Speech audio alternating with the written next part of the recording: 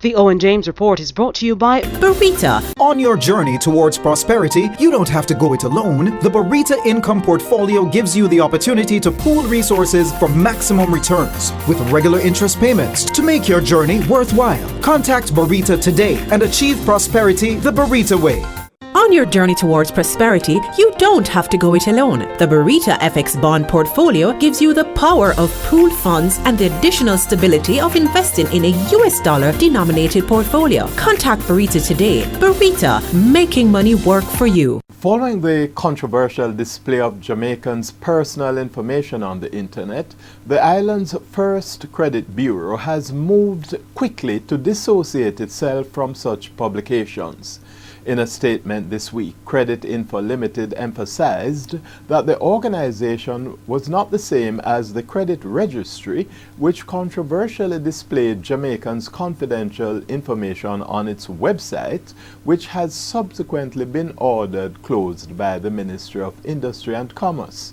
CEO of Credit Info Megan Dean emphasizes that under the Credit Reporting Act of 2010, her company does not allow access to any creditor's information without that creditor's specific written consent.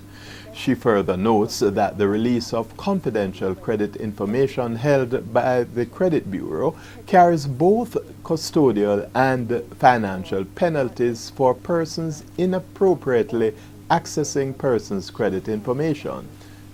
Interestingly, the Ministry of Industry and Commerce late Friday suspended the search facility of the National Collateral Registry to facilitate what it described as further consultations with stakeholders. The ministry also dissociated itself from creditors' information being loaded on the website, saying the loading of such information was done by the banks and other financial institutions. News on the Jamaican stock market now, where losses by Lime and the big two commercial banking groups helped to depress the indices. The main JC index lost 136 points, or 1/10%. 28 stocks traded, with 11 advancing, 10 declining, and 7 holding firm. Market volume amounted to 7.4 million units, worth almost $16 million, and Lasco Manufacturing dominated activity, followed by Lime and Jamaica Broilers Group. The three stocks were all losers today. 28 stocks traded, with 11 advancing, 10 declining, and 7 holding firm. Winners included Cargo Handlers, Caribbean Cement, DNG, Lasco Distributors, Radio Jamaica, the day's big winner, up 18%, following its good December quarter, Sagicor Group, and Seprod. The losers included Carreras, Jamaica Broilers, Lasco Manufacturing down 7.8%, Lime, NCB, Scotia Group, and Supreme Ventures. News on the foreign exchange market now, where the benchmark American dollar weakened against the local currency, whilst both the Canadian dollar and the British pound strengthened. In actual trading, the US dollar lost 6 Jamaican cents to close at an average selling rate of $115.67.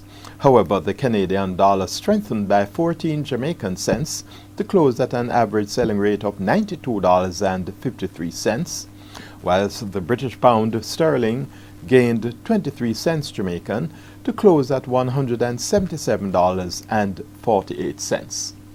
Now finally, Thursday, February 19 heralds the new look tabling of the budget for the 2015-2016 fiscal year.